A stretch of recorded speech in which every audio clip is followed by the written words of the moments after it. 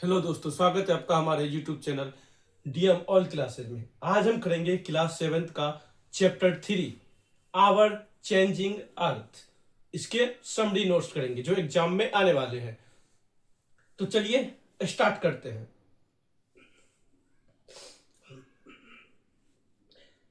Third chapter का name है our changing earth. क्या नाम है? आवर चेंजिंग अर्थ।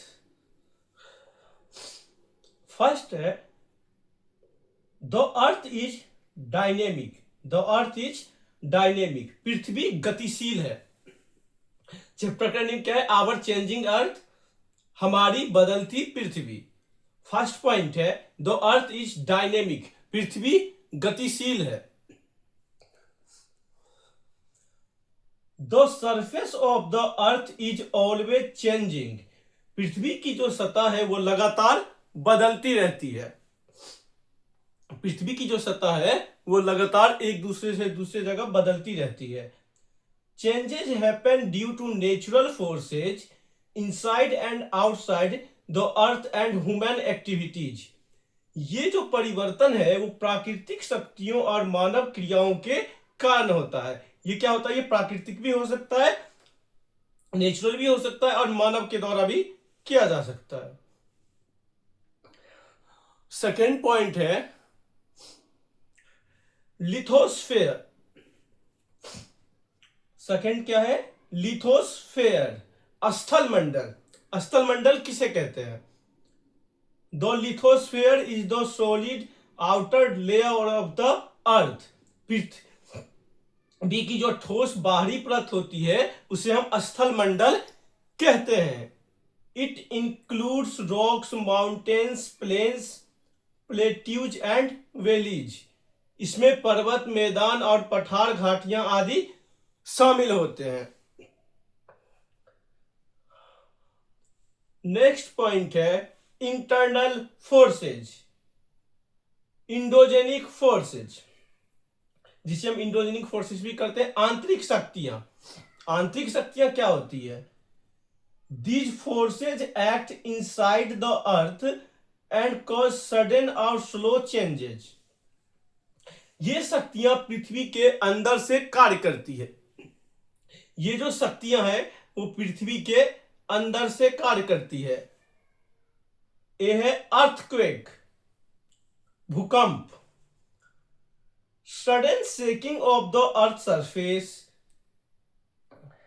पृथ्वी की सतह का अचानक हिलना भूकंप कहलाता है। Caused by movement of tectonic plates. Tectonic प्लेटों की गति के कारण यह होता है। Can cause great damage. जान माल की भारी नुकसान भी होती है जब हम भूकंप आता है तो। बी पॉइंट है volcanoes, Jwalamukhi. When hot molten lava comes out from inside the earth। जब पृथ्वी के अंदर से गर्म लावा बाहर निकलता है तो lava cools and forms new landform. इसमें नई भूमि का निर्माण होता है। ठीक है, जब पृथ्वी के अंदर से गर्म लावा निकलता है इससे नई भूमि का निर्माण होता है।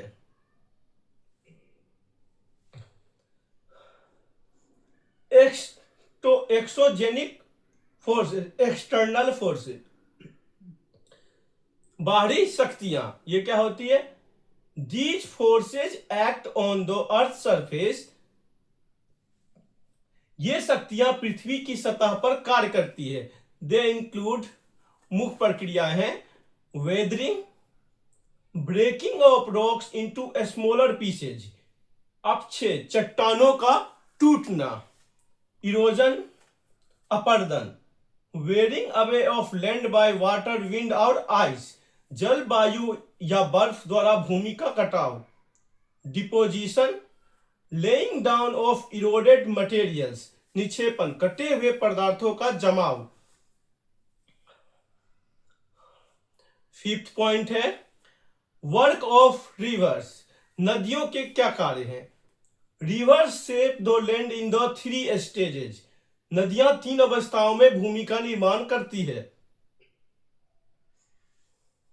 ए है अपर कोर्स, ऊपरी प्रवाह, फास्ट फ्लोइंग रिवर, नदी जो है वो तेज बहती है, from V shaped valley and waterfalls, भी आकार की घाटियां और जल प्रपात बनते हैं। मिडल कोर्स, ऊपरी प्रवाह, रिवर स्लो डाउन, नदी की गति कम होती है, फ्रॉम मिएंडर्स, घुमाऊ मिएंडर बनते हैं।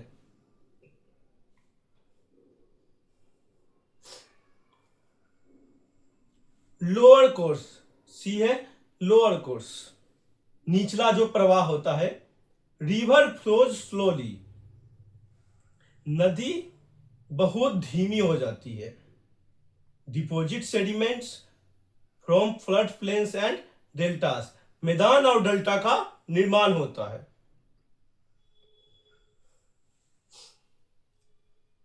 नेक्स्ट पॉइंट है वर्क ऑफ सी वेव्स, समुद्री तरंगों के क्या कार्य हैं? Sea waves erode coastal rocks, समुद्री लहरें तटीय भागों को काटती है, from sea caves, sea arches and stacks, समुद्री गुफाएं मेहराब और स्तंभ बनाते हैं, डिपोजिशन फ्रॉम बीचेज, निक्षेपण से समुद्र तट बीच बनते हैं।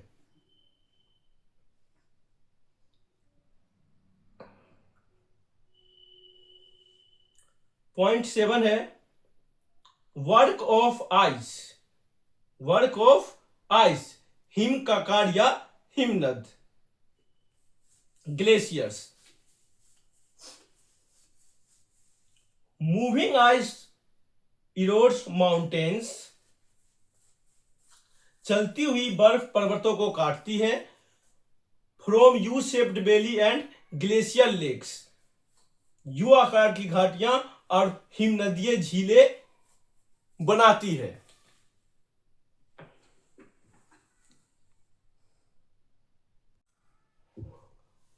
पॉइंट 8 है वर्क ऑफ विंड, क्या है? Work of wind,